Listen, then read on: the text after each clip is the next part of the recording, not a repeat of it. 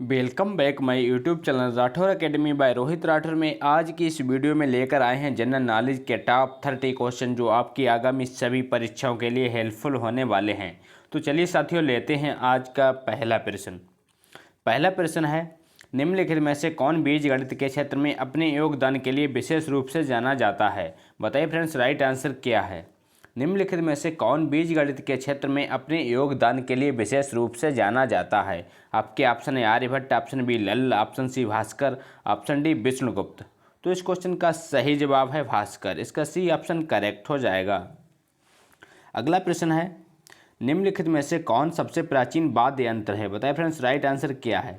निम्नलिखित में से कौन सबसे प्राचीन वाद्य यंत्र है? आपके ऑप्शन है sitar, option B veena, option C sarod, option D tabla. तो इस क्वेश्चन का सही जवाब है वीणा। इसका बी ऑप्शन करेक्ट हो जाएगा। वीणा सबसे प्राचीन वाद्य यंत्र है, इसके यानी कि बी ऑप्शन करेक्ट हो जाएगा। अगला प्रश्न है, गोविंद महल जो हिंदू वास्तुकला का अप्रतिम उदाहरण है स्थित है? बताइए फ्रेंड्स, राइट आंसर क्या है? गोविंद महल जो हिंदू वास्तुकला का अप्रतिम उदाहरण है स्थित है, बताना है आपको राइट आंसर क्या है, यानी कि गोविंद महल कहाँ स्थित है। आपके ऑप्शन है दतिया में, ऑप्शन बी ग्वालियर में, ऑप्शन सी ओरछा में, ऑप्शन डी खजुराहो में। तो इस क्वेश्चन का सही जवाब है दतिया में। इसका ए ऑप्शन करेक्ट हो जाएगा। गोविंद महल जो हिंदू वास्तुकला का अप्रतिम उदाहरण है दतिया में स्थित है, इसका ए ऑप्शन करेक्ट हो जाएगा। अगला प्रश्न है, टीपू सुल्तान की मृत्यु कहाँ हुई थी? बताइए फ्रेंड्स, राइट आंसर क्या है? टीपू सुल्तान की मृत्यु कहाँ हुई थी, बताना है आपको राइट आंसर क्या है।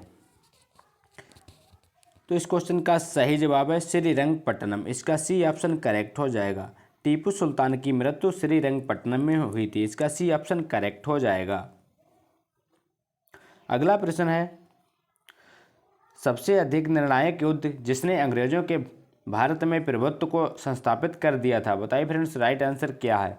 सबसे अधिक निर्णायक युद्ध जिसने अंग्रेजों के भारत में प्रभुत्व को संस्थापित कर दिया था कौन सा है?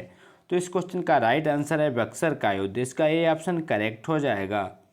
अगला प्रश्न है, विजय स्तंभ कहाँ स्थित है? बताइए फ्रेंड्स, राइट आंसर क्या है? विजय स्तंभ कहाँ स्थित है? आपके ऑप्शन है Jhansi, option B Sikri, option C Chittorgarh, option D इनमें से कोई नहीं।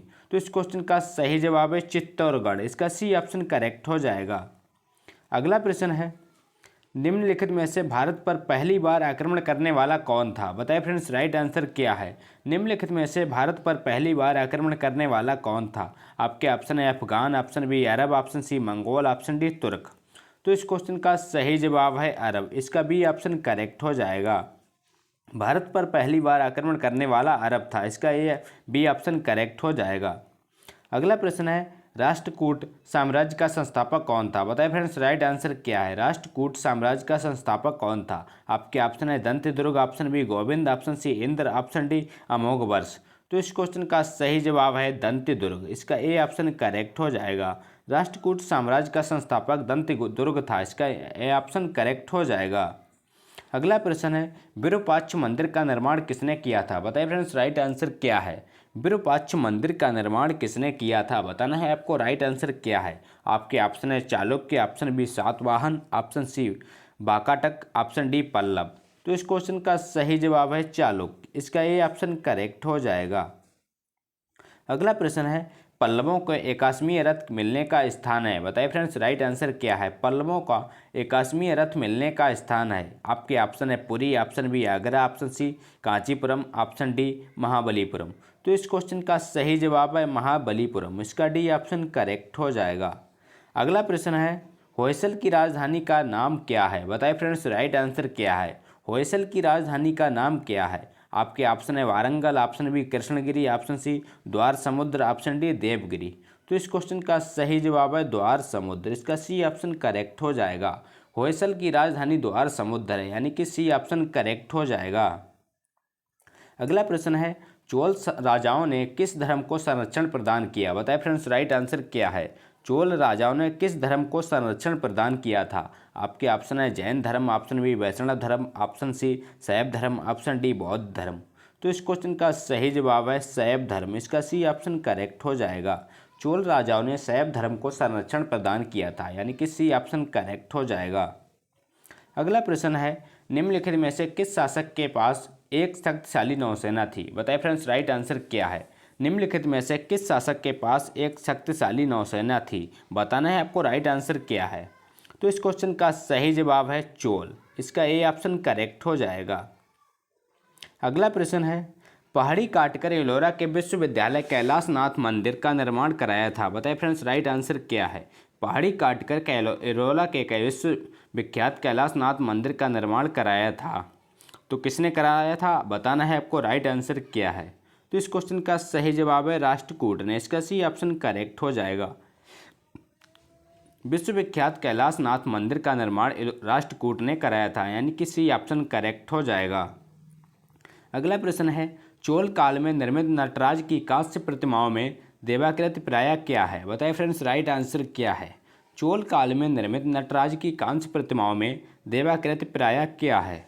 तो इस क्वेश्चन का सही जवाब है चतुर्भुज है। इसका सी ऑप्शन करेक्ट हो जाएगा। अगला प्रश्न है, उत्तर गुप्त युग में जो विश्वविद्यालय प्रसिद्ध हुआ वह था? बताइए फ्रेंड्स, राइट आंसर क्या है? उत्तर गुप्त युग में जो विश्वविद्यालय प्रसिद्ध हुआ वह था? तो इस क्वेश्चन का सही जवाब है नालंदा। इसका डी ऑप्शन करेक्ट हो जाएगा।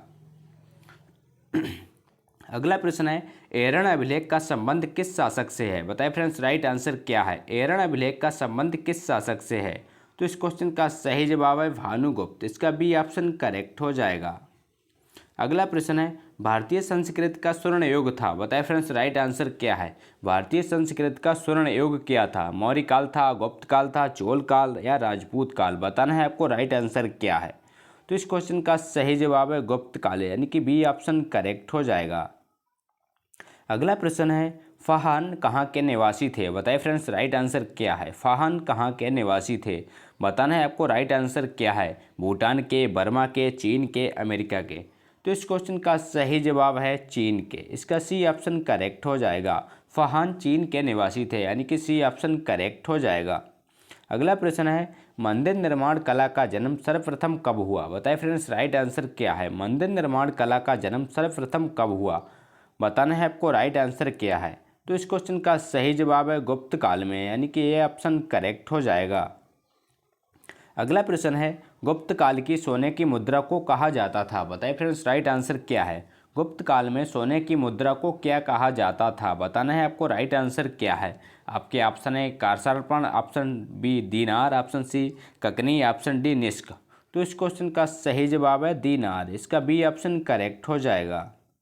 अगला प्रश्न है, हर्षवर्धन के समय में कौन सा चीनी तीर्थयात्री भारत आया था? बताइए फ्रेंड्स, राइट आंसर क्या है? हर्षवर्धन के समय में कौन सा चीनी तीर्थयात्री भारत आया था? तो इस क्वेश्चन का सही जवाब है ह्वेनसांग। इसका डी ऑप्शन करेक्ट हो जाएगा। हर्षवर्धन के समय चीनी यात्री ह्वेनसांग भारत आया था, यानी कि डी ऑप्शन करेक्ट हो जाएगा। अगला प्रश्न है, बंगाल का कौन सा शासक हर्ष का समकालीन था? बताइए फ्रेंड्स, राइट आंसर क्या है? बंगाल का कौन सा शासक हर्ष का समकालीन था? आपके ऑप्शन है Shashank, option B Bhaskar Varma, option D Dhruvasena, option D इनमें से कोई नहीं? तो इस क्वेश्चन का सही जवाब है शशांक, यानी कि ये ऑप्शन करेक्ट हो जाएगा। अगला प्रश्न है, हर्ष के शासनकाल में उत्तर भारत का सबसे महत्वपूर्ण शहर कौन सा था? बताइए फ्रेंड्स, राइट आंसर क्या है? हर्ष के शासनकाल में उत्तर भारत का सबसे महत्वपूर्ण शहर कौन सा था? बताना है आपको राइट आंसर क्या है। आपके ऑप्शन है Pataliputra, option B Ujjain, option C Thaneshwar, option D Kannauj? तो इस क्वेश्चन का सही जवाब है कन्नौज, यानी कि डी ऑप्शन करेक्ट हो जाएगा। हर्ष के शासनकाल में उत्तर भारत का सबसे महत्वपूर्ण शहर कन्नौज था, यानी कि डी ऑप्शन करेक्ट हो जाएगा। अगला प्रश्न है, हर्ष की आत्मकथा किसने लिखी थी? बताइए फ्रेंड्स, राइट आंसर क्या है? हर्ष की आत्मकथा किसने लिखी थी? आपके ऑप्शन है Banabhatta, option B Varahamihira, option C Firdausi, option D इनमें से कोई नहीं? तो इस क्वेश्चन का सही जवाब है बाणभट्ट, यानी कि ये ऑप्शन करेक्ट हो जाएगा। हर्ष की आत्मकथा बाणभट्ट ने लिखी थी। अगला प्रश्न है, गुप्त राजा जिसने विक्रमादित्य की पदवी ग्रहण की थी कौन था? बताना है आपको राइट आंसर क्या है। गुप्त राजा जिसने विक्रमादित्य की पदवी ग्रहण की थी कौन सा था? आपके ऑप्शन है Samudragupta, option B Kumaragupta, option D Skandagupta, option D Chandragupta? तो इस क्वेश्चन का सही जवाब है चंद्रगुप्त। इसका डी ऑप्शन करेक्ट हो जाएगा। अगला प्रश्न है, कन्नौज को सर्वप्रथम महत्व प्रदान करने वाले थे? बताइए फ्रेंड्स, राइट आंसर क्या है? कन्नौज को सर्वप्रथम महत्व प्रदान करने वाले कौन थे? आपके ऑप्शन है Maurya, option B Kushan, option C Maukhari, option D Gupta. तो इस क्वेश्चन का सही जवाब है मौखर। इसका सी ऑप्शन करेक्ट हो जाएगा। कन्नौज को सर्वप्रथम महत्व प्रदान करने वाले मौखर थे। इसका सी ऑप्शन करेक्ट हो जाएगा।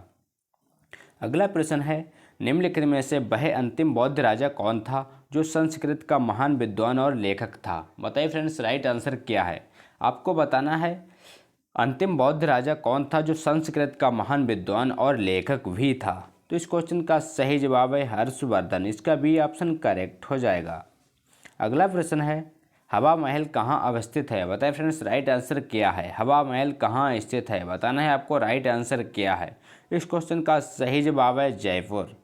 हवा महल जयपुर में स्थित है। इसका बी ऑप्शन करेक्ट हो जाएगा।